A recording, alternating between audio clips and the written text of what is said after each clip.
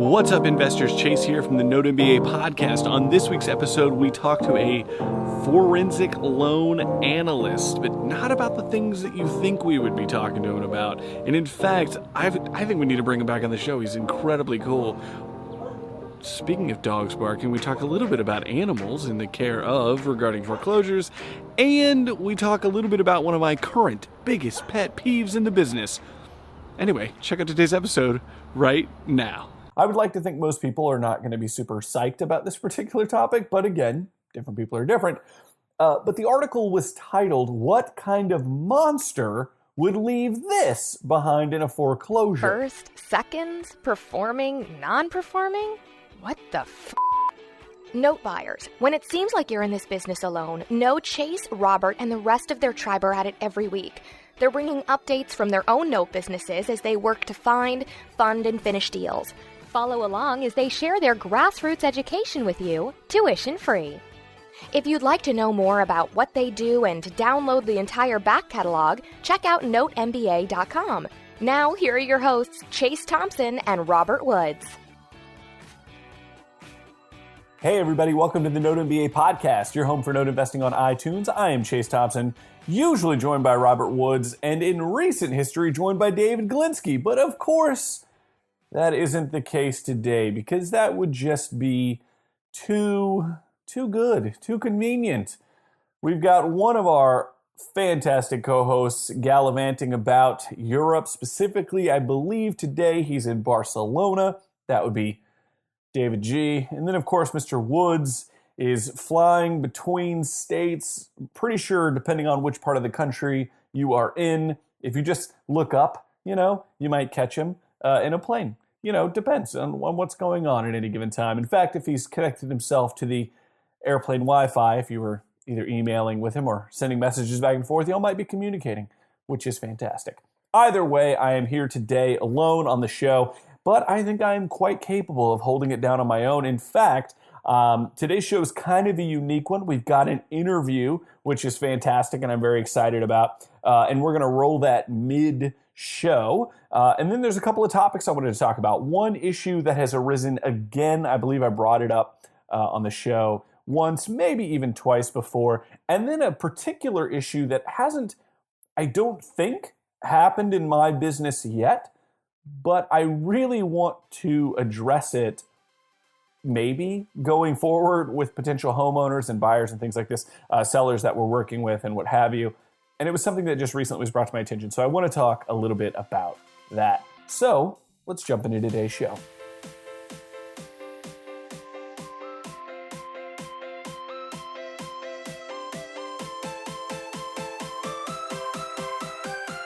So the first topic for today is something that recently came to my mind, and of course I'll link it up over in the show notes over at NoteMBA.com.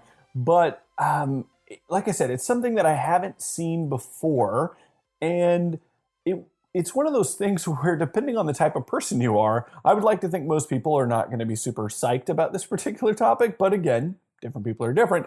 But the article was titled, "What Kind of Monster Would Leave This Behind in a Foreclosure?"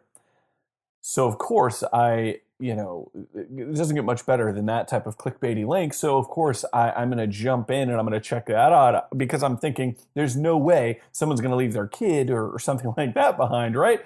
Of course, that's not going to be the issue. It's going to be something much more reasonable than that, right? So it turns out that in scenarios, and I'll just kind of give you a brief understanding of what this is it mentions at the height of the foreclosure crisis, this particular news outlet, Housing Wire, would run ads for a nonprofit called No Pause Left Behind, which I think is a hilarious throwback to a particular educational initiative that some people agree with and some people don't. Either way, No Pause Left Behind is a charity that worked very hard to help some of these homeowners find no-kill shelters and things like that for these cats, dogs, animals, birds, all kinds of stuff, right? That these animals, these pets that these people would have during, obviously not ill-treated in and of themselves, right? And it wasn't obviously their fault that, their owners couldn't pay or something happened or whatever the case may be. but this super sad scenario unfolded across the country in which these homes that were being left, abandoned, what have you, would be leaving behind these abandoned pets, these abandoned animals. And of course, there's pictures of these dogs and a cat and all this kind of stuff over in the news article. Highly recommend you go check that out. I'll link it up in the show notes. But it just was a super sad, interesting byproduct of what was going on. And it's something that, to be perfectly honest with you, isn't something that I was really thinking about. It wasn't on my radar. It wasn't even something I would think to ask the potential person that was, hey, we're going to have to, move towards foreclosure. Do you guys have an animal? Can I help you find a no-kill shelter? Are you taking him with you? You're not abandoning this? It's just, not to give more things on a list regarding all of the stuff we have to take care of in our business, but it was just something that I was completely unaware of. And it's a really fascinating charity. I love that they saw and found this particular issue, and they were doing everything they could to try to solve it. So, of course, we'll link up to the charity. We'll link up to the news article. And I love that at the top of the charity's website, they say in big, bold, if you're facing foreclosure, first and foremost, contact your lender immediately. That is, of course, what we would all love. And then below that, it just says, the No Paws Left Behind site is here to help you get through the tough times. Our site has a few different tasks that we'd love to help with, which is, finding the no-kill shelter, locating pet-friendly apartments, these different types of things. But it was just a fascinating thing that cropped up in a business that continues to surprise me with the different levels of creativity we have to bring to the table regarding how deals can be structured, exit strategies, how we can help people, how we can create the win-wins, how we can do all of these different things.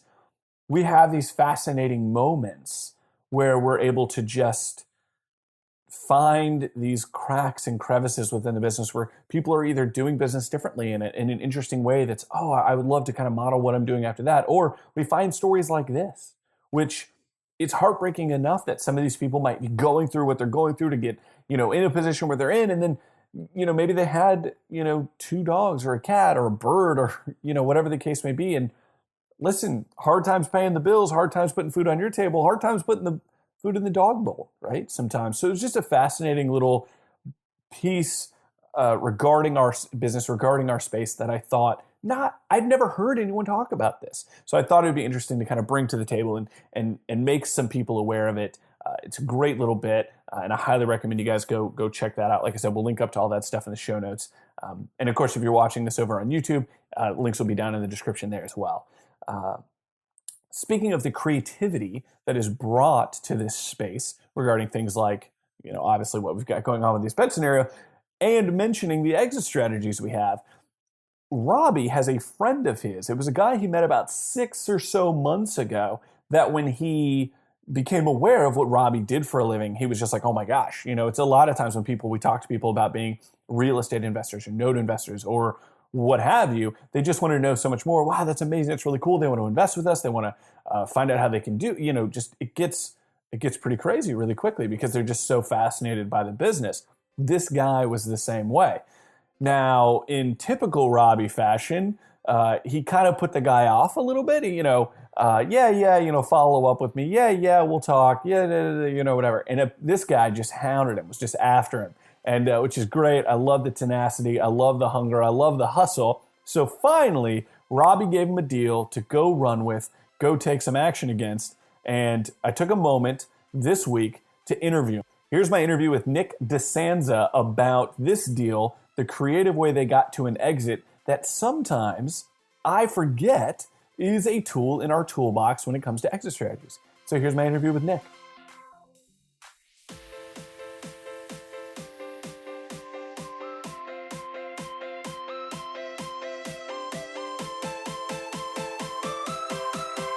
Alrighty, so we are here with Nick DiSanza. He's a lucky guy because he lives right up the road from Robert Woods. I know many of our listeners would absolutely love the opportunity to live right up the road from one Robert Woods.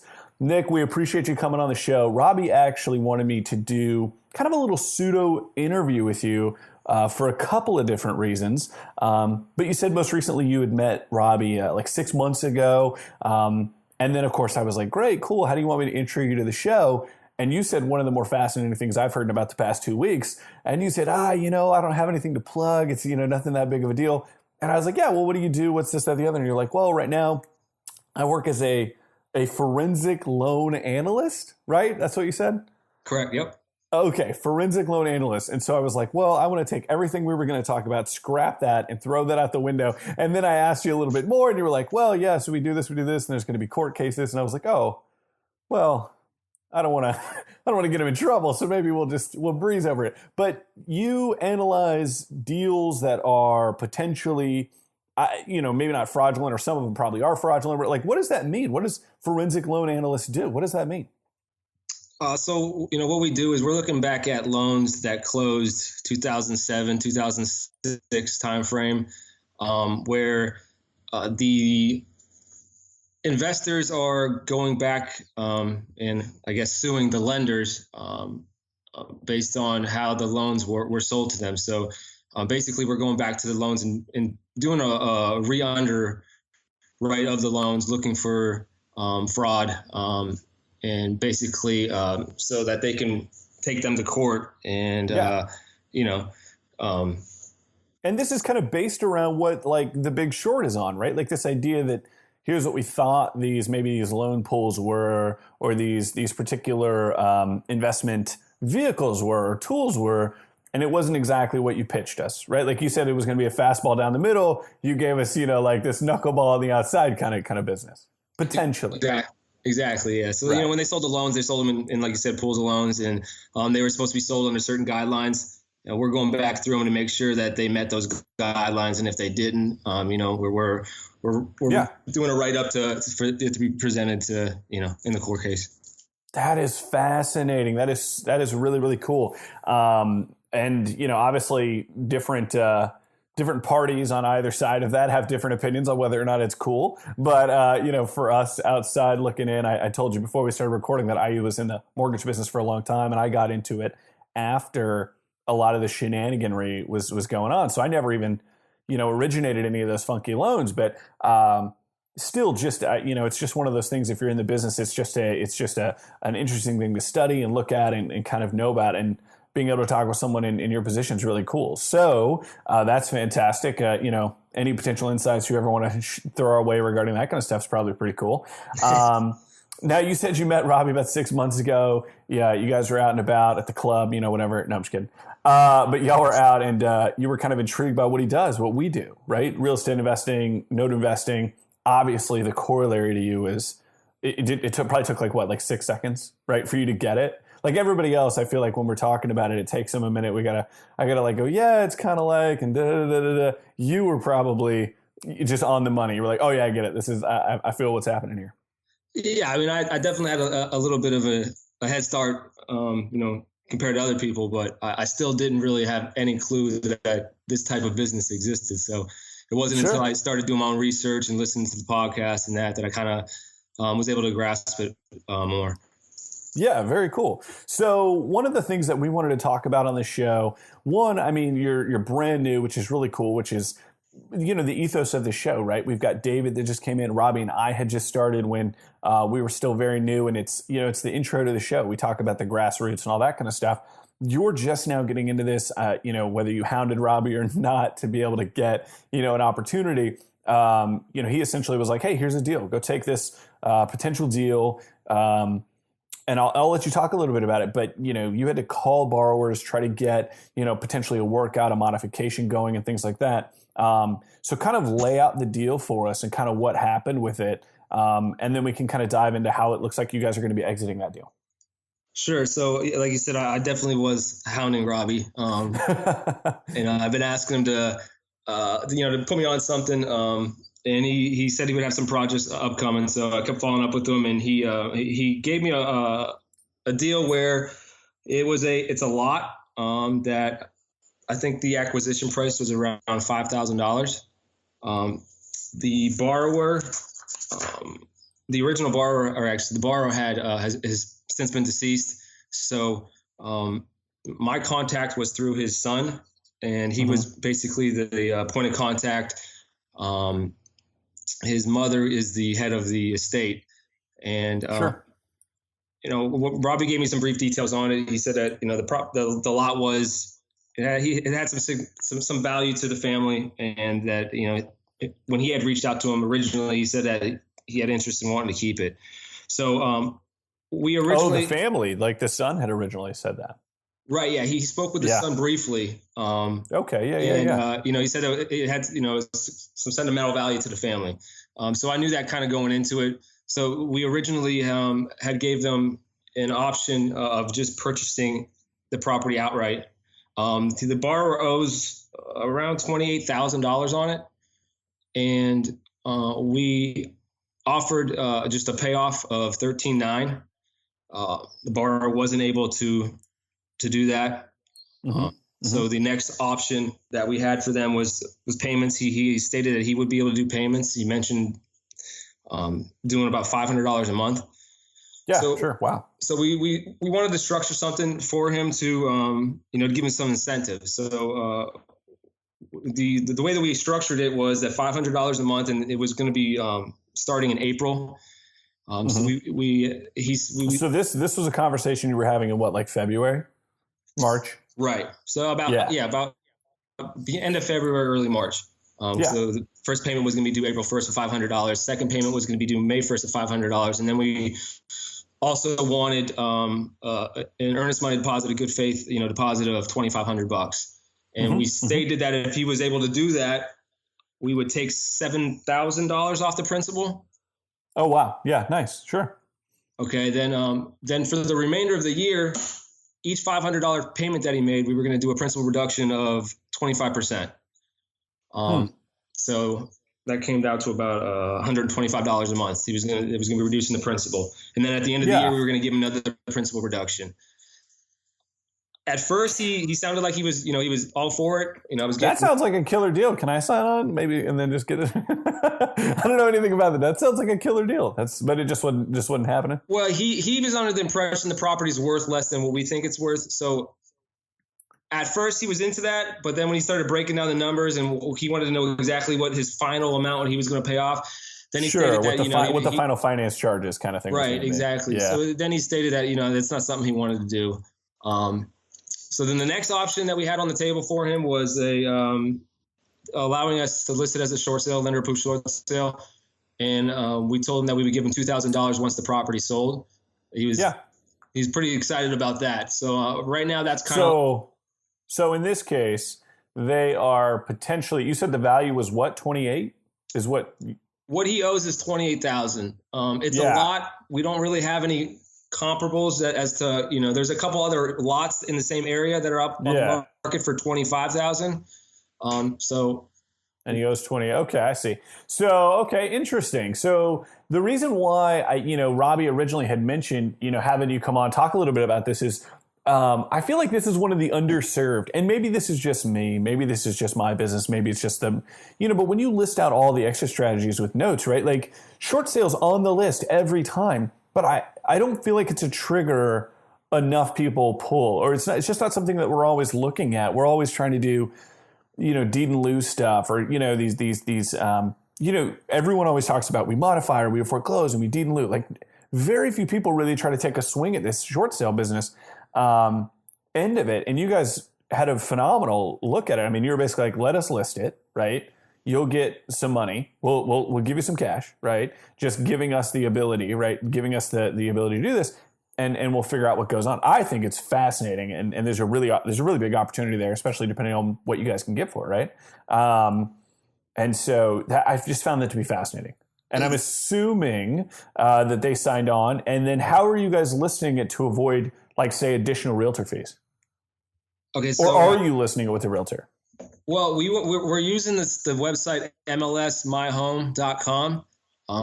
There's an option that is just a flat fee MLS listing. It's $99. And then I believe there was another $50 fee. So I think we're in it to a little bit under $200. That listed on their website. And then they refer us to a realtor. And then the realtor then listed on the MLS for us. Interesting. Okay, very cool. So the goal is potentially move it with this other, brand, this other website, whatever, if possible. If not, then maybe move to the next level or whatever the case may be, to try to get it moved. I think it's killer. I'm a huge fan of the. As I'm sure if you've listened, you said you'd listened to a bunch of the shows, like 80-90%. I appreciate that. The amount of creativity that this particular business, real estate investing in general, but this particular business takes, you can just, there's so much. Like Robby and I will get on the phone and he'll be like, okay, so here's what I'm thinking of offering, or I could offer this, or I could offer, it's, 3 or 4 different options for the same person, for the same deal, for this, you know what I mean?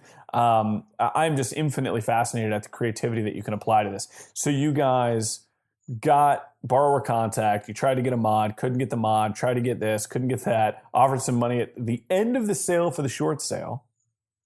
If he allowed you to get that done, and he's letting you guys do that. That's freaking cool, man. So is this the first deal he kind of threw your way to try to get to work on?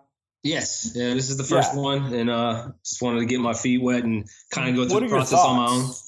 Yeah, what are your thoughts on that so far? Like making the borrower contact, doing that kind of stuff.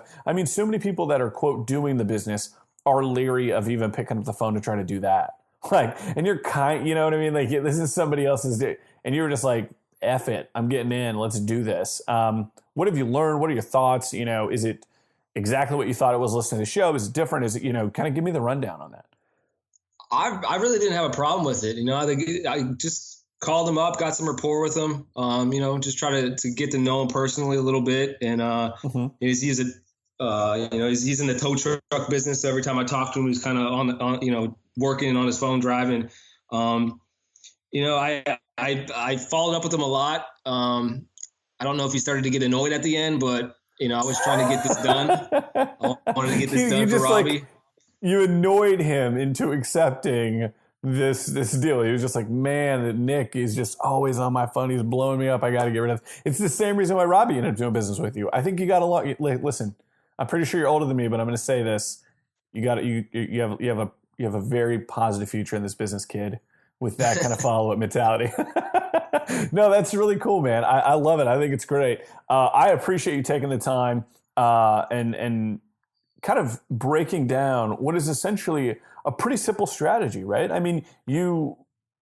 Foreclosure wasn't really going to be the option here, right? Like, for what you bought it, what it's worth, it just wasn't gonna. So figuring out an alternative that was cost effective, right, for you, the investor, that kind of thing. I doubt he has a JV on this at that price point, but if there was, but the cost effectiveness, still helping out the borrower, sending some money his way, that kind of stuff. That's what it is to be the win-win-win, right? Like, you got to see it firsthand, your eyes, your ears, yourself on the phone. That's incredible. Yeah, I think it's a win for everybody. Is in this particular situation, they were just gonna let it go. He didn't really care for about going to foreclosure because it was part of the estate, and so offering him the $2,000, he perked up real quick once I said that, and I knew that was the route we needed to go. So I love it, man. That's super cool. Listen, I'd love to have you come back on and talk more about the forensic loan stuff. That just sounds super fascinating. That's one of those things that strikes me as do you ever envision yourself being in like a Grisham novel, right? Like The Firm or something, where you're going through loan files and all of a sudden you're like, wait, oh no. And then, you know what I'm saying? That's what I would constantly be in the back of my head. And then I bet it's just kind of typical boring analytic stuff. Is that what it is? It gets kind of boring after a while, but going through these files, you understand why we had the crisis that we did. No doubt. I totally agree. I love it, man. Well, hey, I appreciate you coming on. Be sure to, obviously you already listened to the show, so you'll be able to hear yourself. I hear it's one of the best honors in the business. So, no, I'm kidding. But I appreciate you taking the time. I appreciate what you guys do. I appreciate it. Yeah, man, no doubt. I look forward to Robby, giving you another swing, right, and giving you another at-bat and finding out what happens with that deal. I would love for you to come on and give us a breakdown of what's going on with that deal, man. Definitely. Cool, man. Thanks for taking the time. We'll talk to you later. All right, later.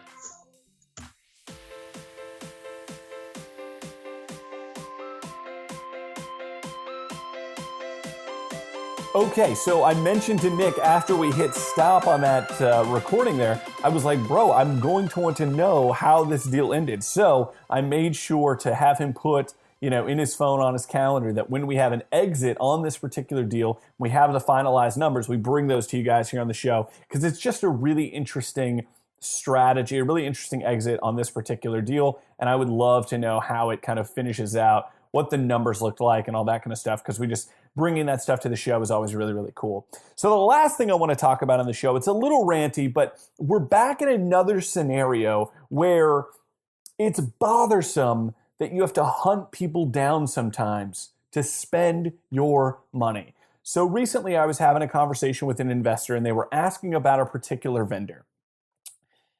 And I had to let them know that I was in the midst of kind of being a toddler. Now, I give myself a little bit of a line here, a little bit of leeway here in the fact that I have toddlers. So I feel like I'm just surrounded by them all the time, and so maybe I'm just picking up some of their vibes. But suffice to say, I'm being sort of a toddler with this particular vendor because I had been working to try to get on their radar, to try to get into doing business with them. I had called multiple times, emailed, talked to current users of the vendor, all of this kind of stuff for close to 7 months. And I never heard back from them. Didn't hear a peep, nothing, not an email, not a phone call back, not an answer to the voicemail, nothing. So I ranted about it a little bit on the show. I don't want to talk about the vendor. If you know who I'm talking about, just kind of keep that in your pocket. But I ranted on it a little bit on the show. And then with some other investors that I know, I just kind of expressed a little bit of frustration. One of them happened to be a client of this vendor, and I think they finally bent the ear a little bit and said, hey, you might want to, give this guy a shot. So a little over 6 months ago, the company emailed me, and they've since kind of continued to reach out and what have you. And this is where the toddler moment comes in. I've technically put them in timeout for 7 months. I just wanted them to experience. Listen, you can email me. You can if you see me at an event, if you want to send me a private message. I know. It's a little bit of a toddler. It's a toddler moment. Okay, I get it.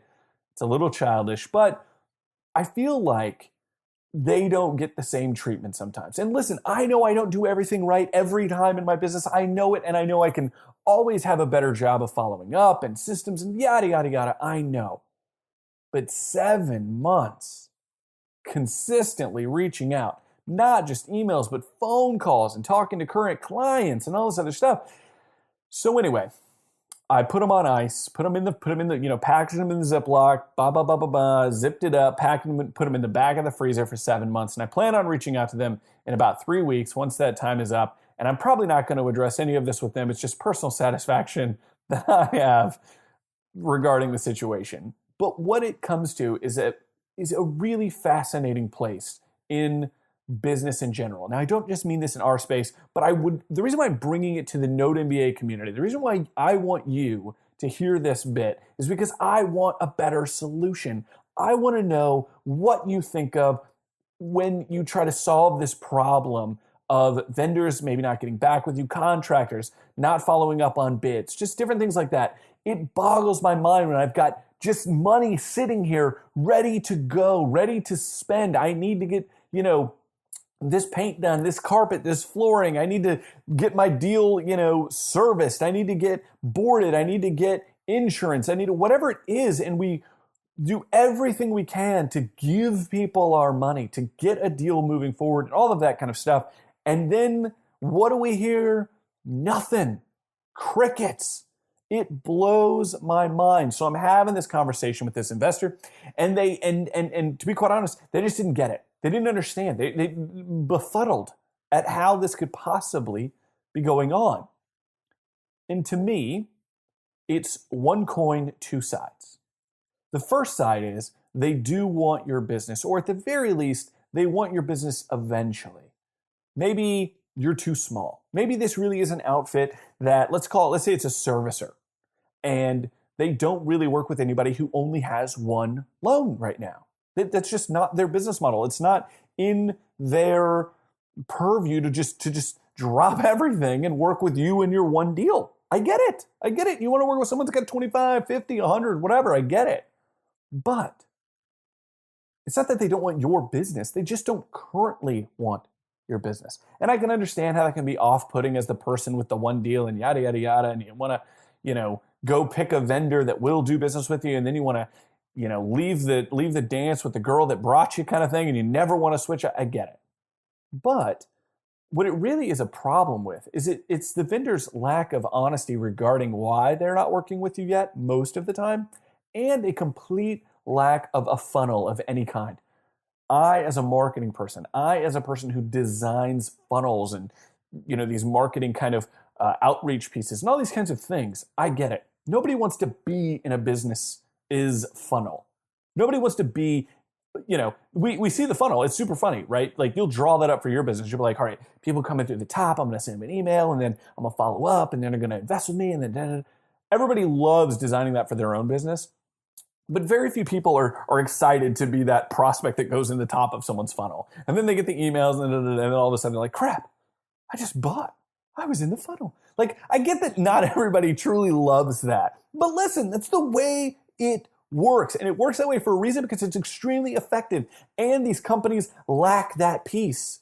And that is what is so frustrating. Listen, I reach out to you. You're not ready to do business with me yet for any number of reasons. One, give me the reason. Two, give me the reason why it's still worth pursuing you. You do it better, pricing, integrations, back-end systems, whatever. Let me know why it's still worth it for me to continue to pursue you and let me know when the stars align. Is it 25 deals? Is it 50 deals? Is it 10 deals? Is it just call me next week? What's happening? It's a complete lack of a funnel. They have no way to just add you. It's not that they don't want to do business with you. They might just not be able to or want to do business with you yet. And yet they do not have this system set up, which is incredibly infuriating. And that's one of my big problems. The other side of that coin is, of course, the people that just don't want to do business with you. The contractor who's got a team of 6 and he just loves what he loves, and your job looks too big, or he just has too much on his plate, or there's any number, or they just flat out, look, you kind of sound like a jerk. I don't want to do business with you. Whatever. What's so frustrating about all of this is just, generally speaking, a lack of transparency, right? A lack of systems, a lack of all this. Now, granted, all of this could be helped with probably, the funnel could obviously also be called follow-up or something like that, which is something I personally do struggle with a little bit. It's something that I got to get better at, and I know that about myself, and I'm trying. But it's the lack of trying. It's the lack of effort. It's the lack of communication that is so frustrating. I want to give you dollars for a job done well, and then we both win. Can we do that soon? In a year? Later today? Never. Just let me know. I feel like if you were to break this little scenario out into like when you invited or asked a date out to the prom or something like that, and they just kind of looked you dead in the eye, and kind of their mouth parted just a little bit, and then no words came out, and they walked away. Could you imagine the level of frustration? Of course you can. And that's where I'm at right now.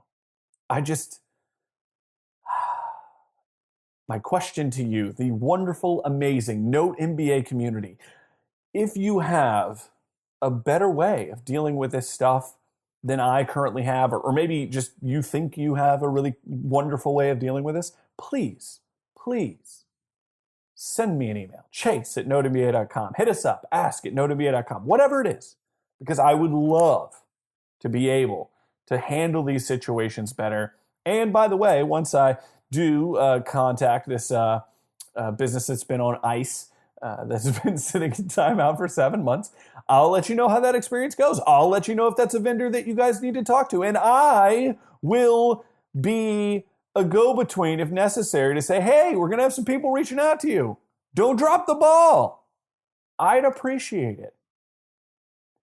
Anyway, guys, thank you so much for taking the time this week for listening to the Note MBA podcast. If this is your first time here, be sure to head over to iTunes, give us a rating, give us a review, and subscribe. If you have not already, jump over to YouTube. We've got YouTube videos that are going to be coming out. We're very excited about those. We post all the podcasts there as well. You definitely want to go over there and check that out. Lastly, if you have not already picked up a ticket or if you are planning on going to PaperSource, be sure to be on the lookout for us. We got a booth. We'll be talking about a new product that's coming out. We're very excited about all that. Anyway, guys, thank you so much for taking the time this week. As always, be sure to tell 5 other people you know that you have not already told about the Note MBA podcast. We'll catch you guys next week.